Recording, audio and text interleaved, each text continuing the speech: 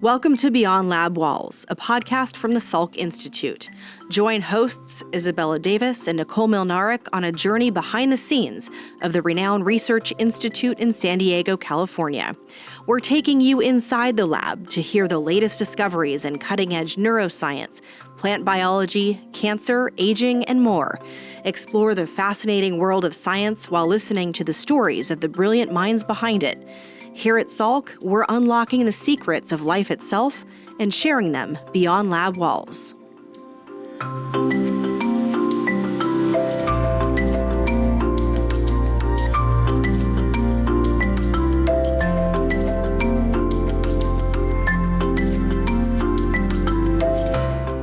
Hello, listeners, and welcome back to Beyond Lab Walls. I'm your co-host, Isabella, and today I sat down with plant scientist Joseph Swift. Joseph spent the last 6 years as a postdoctoral researcher in another Joseph's lab, Joe Ecker, here at Salk. He's been slowly transitioning into full-time work at his very own startup, CropDiagnostix. Joseph's working to understand how plants' genetic codes have and haven't changed over time, and also how we can use those codes to protect plants from drought and other environmental stresses. His research has really important and interesting impacts on the world, which he's focusing on now by pairing artificial intelligence systems with plant genome banks to see how we can optimize the agriculture of tomorrow. Let's get started digging into his story so we can learn all about his work at Salk and where he's headed next. We'll start with an easy question. Where did you grow up and what was it like growing up there? So I'm from Australia and I grew up in Brisbane, which is a city, the third largest city in Australia. And growing up there was good. Adolescence, my youth there, I went to a big public school, lived in suburbia, had that kind of suburban dream, very quiet, very easy, chill life. My parents did move overseas when I was 15, and so I went to boarding school overseas, and that was a little bit more of a journey, a good one, before I started college back in Australia. What was your relationship like with plants and nature growing up? We did a lot of camping. My parents took my brother and I camping a lot. I wouldn't say that we were nature lovers, but growing up in Australia, you're always at the beach or you're always in the bush, like it's kind of unavoidable. So nature was always kind of front and center. I guess that really kind of inspired me then to study biology and plant biology, as opposed to something like cancer or neuroscience, which is not as green or in my view, as beautiful. Yeah. And did you have scientists in the family? Like, when did you realize you wanted to do science or that was even an option? So yeah, my father was a scientist. He is a geophysicist. I wouldn't say that inspired me to be a scientist. My parents, if anything, encouraged me to do whatever I wanted to do. They're kind of wild. They were always traveling around, doing crazy things. And so that was a lesson to kind of embrace doing something kind of unusual or interesting or a bit risky. But science then became more of an option when I just really enjoyed learning about it at high school, that and literature. And going to college, it was a kind of toss-up between the two, and I decided to go for biology, which I think was a good choice. And then only after I started doing research in the lab during my master's was I kind of really hooked on doing this full-time for the rest of my life. When you first started studying biology, was it mostly plant biology or was it a mix of medical-related biology? At college, the college I went to, all the molecular biology and cellular biology that we learnt was through the guise of the medical space. And which is great. At the molecular level, everything's kind of beautiful and the same, right, between plants and animals. So you can kind of learn in one sphere and then apply it to another. But once I started research, and then I was doing a little bit of medical research, and I realized that the questions that I really wanted to answer were much more in the agriculture, plant biology space, where I thought there was, at least to me, more interesting questions around sustainability, around climate change that could be answered. And also the space is less crowded. There's just not many people working in that area. So I thought I could make a bigger contribution there. So what is plant genomics? So plant genomics is the study of the entire plant's genome rather than focusing on one particular mechanism or one particular gene, which is interesting of itself. Genomics tries to stitch all those mechanisms and genes together into one narrative. And when you look at it from that kind of top-down approach where you're trying to understand everything that's going on in the cell, in the genome at once, then you can start seeing these kind of patterns that wouldn't be necessarily obvious if you just went piecemeal, one gene at a time.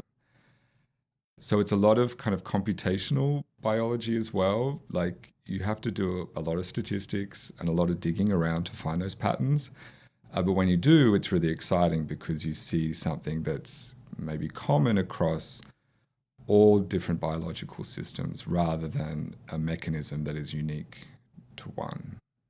And plant genomics was kind of something that you were interested in during graduate school, right?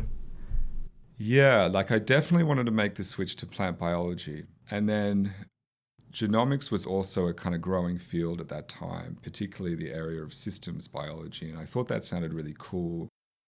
Looking back, I don't really know if I fully understood what it was. I was, I guess, attracted to how abstract it sounded. And then once I realized that, oh man, I have to do all this statistics, I started realizing that it was maybe a little bit different than what I thought. But I had great mentors and really love it.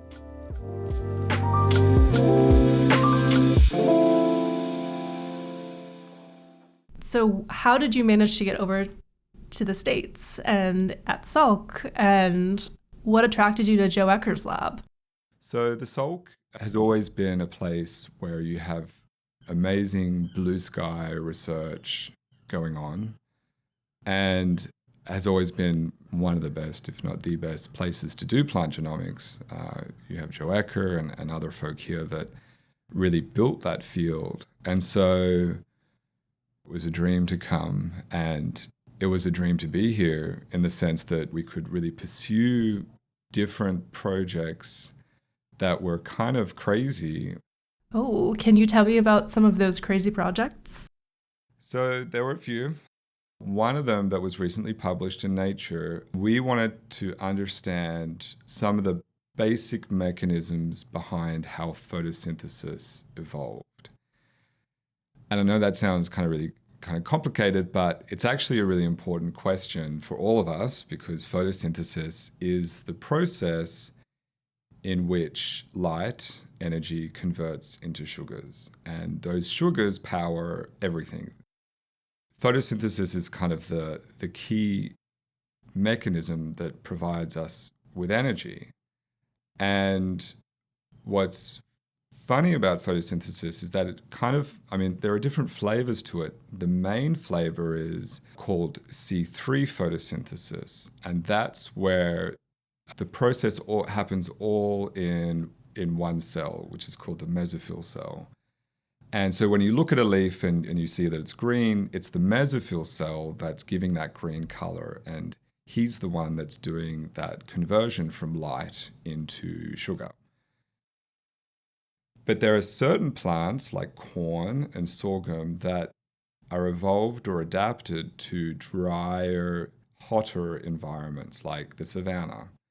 And in that environment, photosynthesis doesn't work so well. It's too hot, too dry.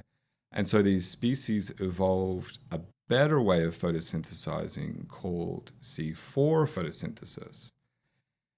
And essentially what happens is that photosynthesis then takes place in two cell types rather than one. And what's kind of interesting about it is that it's evolved more than 60 times, so it kind of keeps happening in these different plant species. And it's not through the evolution of new genes, it's actually just rearranging the existing blueprint to do something new. And it's been a bit of a mystery on how that rearrangement takes place. And if we were to understand it, we could maybe engineer those enhanced photosynthetic properties into crops like rice or wheat that may struggle in the face of climate change. Through this research, we found one of the kind of key changes in that blueprint that allows for C4 photosynthesis to happen.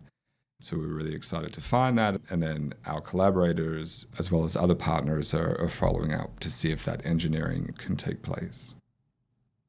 Yeah, I'm very happy that you're talking about that paper because I found it very interesting, especially from the perspective of thinking of science things that we take for granted. Like photosynthesis is one of those words that a lot of people know. And because we learn it in grade school, you think, oh, we must understand everything about it. But that's not true. And there are a lot of interesting questions left to ask about these seemingly basic processes. I'm curious if there are other kinds of questions that are really exciting in plant biology right now. Like to your point about like things that we kind of take for granted, but realize that at least at the molecular level, we still don't really know what's going on. With plants, another question that Joe Ecker and I pursued was understanding plant plasticity. In other words, when you have a house plant at home, if you don't water it, it doesn't grow. But if you give it a ton of water and fertilizer, it will grow like crazy. That's plastic, right?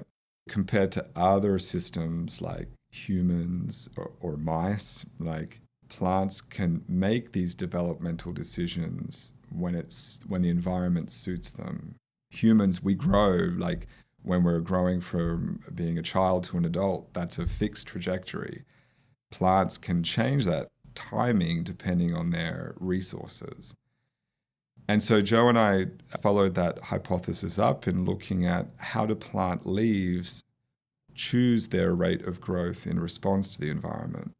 And we found certain genomic signatures that suggested that when you don't water your plant, when it stays kind of small, what the plant is actually doing is initiating aging responses where it's actually kind of aging and developing more quickly to arrest its growth, which is kind of counterintuitive, but really interesting.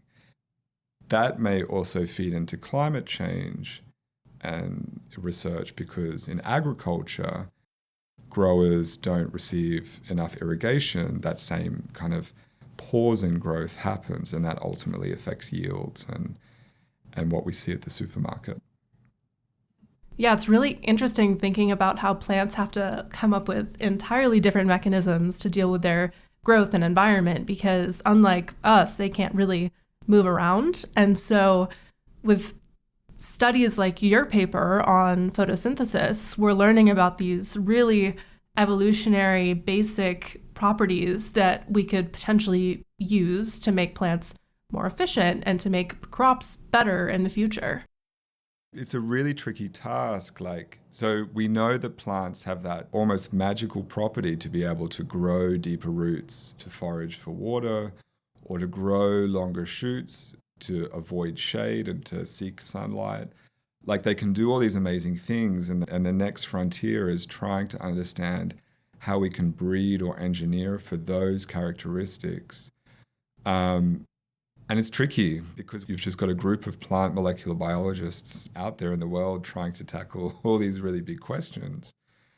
And we have to solve them in the next couple of decades. Otherwise, our food systems may become much more vulnerable, more unpredictable, as well as there's high demands on food systems as the population continues to grow. So it's going to be a really, really interesting time. Yeah, and on the topic of asking big questions and tackling these real-world problems, I'm curious if you can talk a bit about your recent transition into working at a startup and what has inspired you to do that. Yeah. So recently I left Salk and co-founded a company with a few of my colleagues, one that was in Cambridge, one that's now in Denver. And then we kind of came together serendipitously and realized amongst ourselves we had the expertise to develop biomarker technology for plants. And this is technology that's sort of borrowed from the medical space. So if you if you've ever had a kind of biopsy, a pre-cancer biopsy, where you're basically trying to see if this tissue eventually is going to develop into a cancer.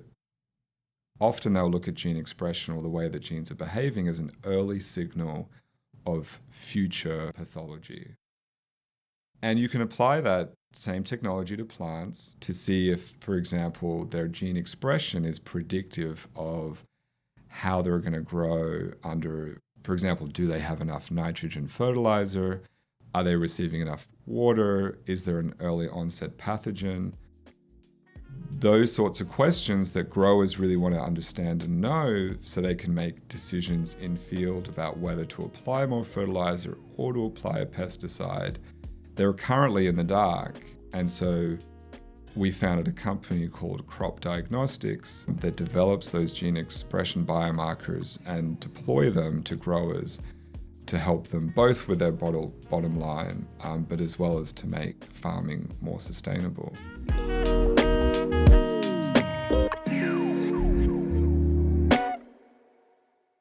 Transition's been really kind of strange in a great way. Like Salk gives this kind of space and opportunity to answer really big fundamental questions, and set on the cliffs, and you're at the ocean, and it's very majestic. And now I'm driving out to Arizona to potato fields near the border, talking with growers, trying to understand what their problems are, and then driving back with a ton of samples in the back of my car to go and sequence them as quickly as possible, basically. And the whole motivation is very urgent and different compared to academic research. All the travel must be a huge change from going into the lab every day. Is there any major thing that you've learned or unexpected thing that you've learned in the first few months of this startup work? What's kind of been interesting is that when you're founding a startup, you need to have a ton of conversations with all different stakeholders in that space. So for us, we were talking to farmers, we were talking to input manufacturers, we were talking to seed companies, and really understanding where the different players are at in sustainable agriculture. And I think, the vibes were good. Everyone wants to use less nitrogen. Everyone wants to use less pesticide. Everyone wants yields that are predictable and are stable. No one wants to lose their groundwater. And so we're all on this same trajectory. And there are companies and folk out there that are basically, we're all just trying to help to make those needs a reality in time, particularly in the face of the challenges we have in the coming decades. So that's where it's been nice to see that kind of wider picture and realize that we're all on the same team. Okay, so correct me if I'm wrong, but artificial intelligence, AI, seems to be a huge tool that you're using in CropDiagnostix. And I'm curious what that integration of AI has been like as a plant biologist, kind of watching it happen in real time. It feels like it's happened very fast, and especially fast when you're looking at genomes and big databases like that, and using AI to sort through things much faster than we could manually. And how much of that have you been able to see and benefit from? Yeah. When you study genomes, there are so many different moving parts. And as one scientific brain, it's very easy to get lost in the data. And artificial intelligence has shown that it's able to decode those really complicated physiologies or data sets or insights across a range of different problems. Say 5 years ago, what we're trying to achieve in CropDiagnostix wouldn't have been possible because the technology wasn't there. And indeed, genomic technology wasn't there either, because now the cost of omics sequencing has become a lot cheaper. So we're at this really nice kind of cross point where sequencing is cheap enough, machine learning algorithms and AI is sophisticated enough that we can start decoding these really complicated genomic data sets, and then ideally to provide direct benefit to growers, farmers that could use that information most readily.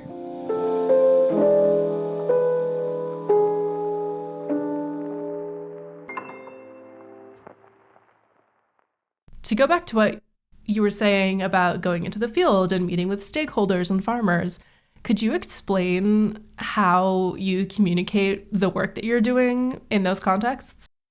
There's no silver bullet in agriculture. So we need across the board different regulations, technologies, and behaviors that will get us to the sustainability targets as well as the yield targets that we need.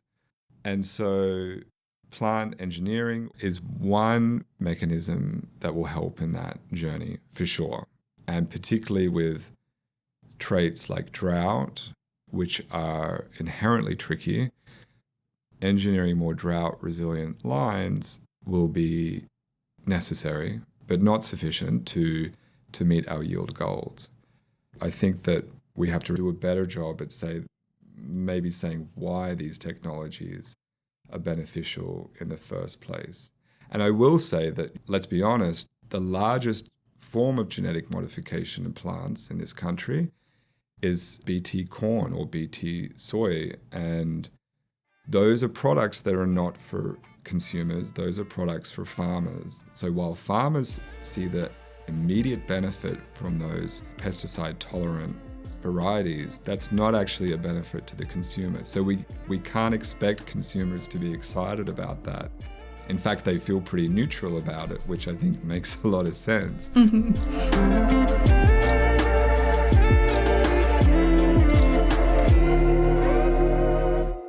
Has working in the field changed your perspective at all about what you were doing in the lab beforehand?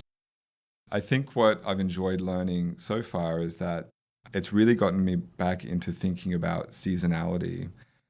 During my PhD and my postdoc in San Diego, we don't really feel the seasons that much, but now I'm acutely aware of when crops going into the ground, what stage potatoes are going to be at a month or two, and what stage is the corn going to be at. Learning about how there's this cycle every year in this country around growing, planting, harvesting, all the kind of effort that goes into producing food, all the energy and insight. It's a huge undertaking that happens every year since the dawn of human invention. And it's also, like, not to get too poetic, but our interaction with plants is one of the most important and fundamental relationships we have with any organism. I can't see how someone wouldn't have joy in watching plants grow, and imagine doing that for a job as a grower or a farmer or a plant biologist. I mean, you're just so in touch with how that system works and how it delivers for you, not only the food you eat, but also the air you breathe and the gas you consume. Like, it's all there.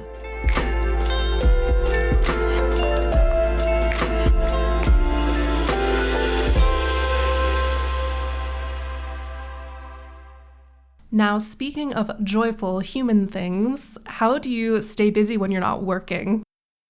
Well, I try to get I like ocean swimming, so I try to get to the beach at least once a week.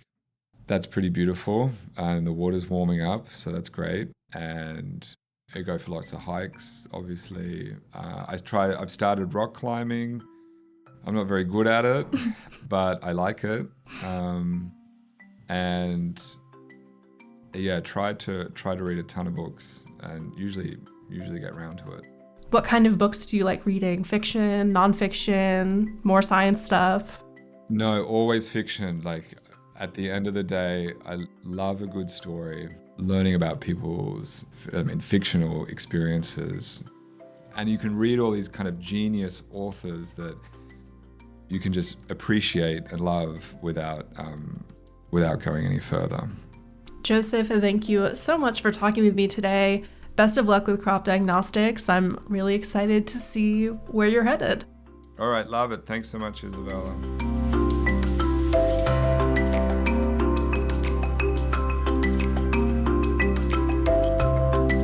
From crazy projects with Joe Ecker to shaping the future of potatoes and sustainable agriculture with friends at CropDiagnostix, Joseph is making his mark on plant biology just like the great scientists that drew him to Salk.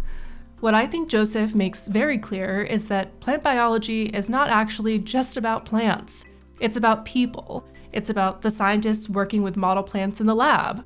It's about farmers planning and laboring in the fields to grow all different kinds of crops. And it's about every single other person on Earth whose life is sustained by those crops. With modern technology like artificial intelligence and our ever-growing catalog of plant genes, we're at a really exciting spot in plant biology and human history. I'm excited to see what else Joseph learns as he wraps up his studies at Salk, and then what he accomplishes in this new chapter at CropDiagostix, and how his ongoing scientific story may impact the future of our planet.